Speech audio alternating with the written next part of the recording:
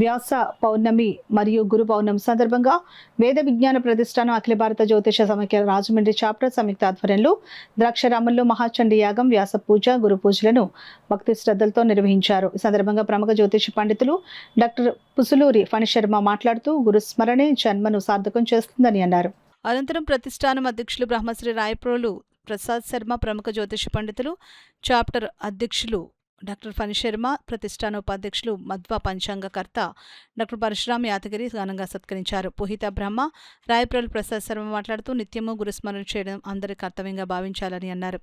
వేదవ్యాస మహానుభావుడు అవతరించి ఉన్న వేదాలను వర్గీకరించి ప్రపంచానికి ఎంతో మేలు చేశారని అన్నారు.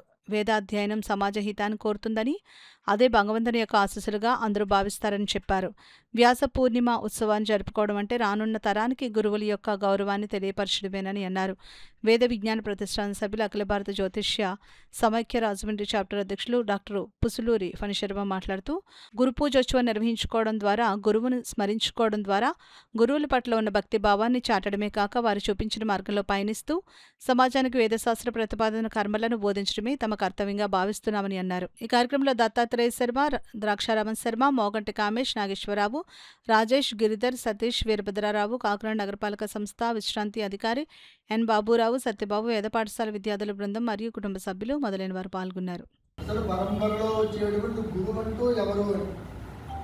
గురువు కోరి ప్రార్థించడం సర్వేదన సుగుణో భవంతు.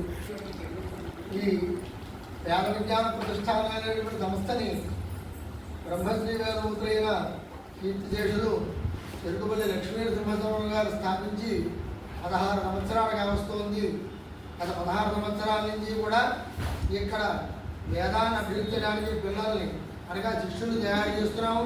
వేదము స్మార్తాన్ని అభ్యసింపజేస్తున్నాము. అదేవిధంగా పూజలు, యజ్ఞయాగాది క్రతువులని కూడా ప్రతి శుభకార్యాలయందు, ప్రతి పండుగలయందు నిర్వహిస్తూ కొనసాగిస్తున్నాం. గురువు గారి ఆయన్ని అనుసరిస్తూ ఏ విధమైనటువంటి లోటు లేకుండా చేస్తున్నాము. కావున అందరూ కూడా భక్తులందరూ కూడా తరలి వచ్చి ఈ కార్యక్రమాలన్నింటిలో పాల్గొనవలసిందిగా కోరి ప్రార్థిస్తున్నాం.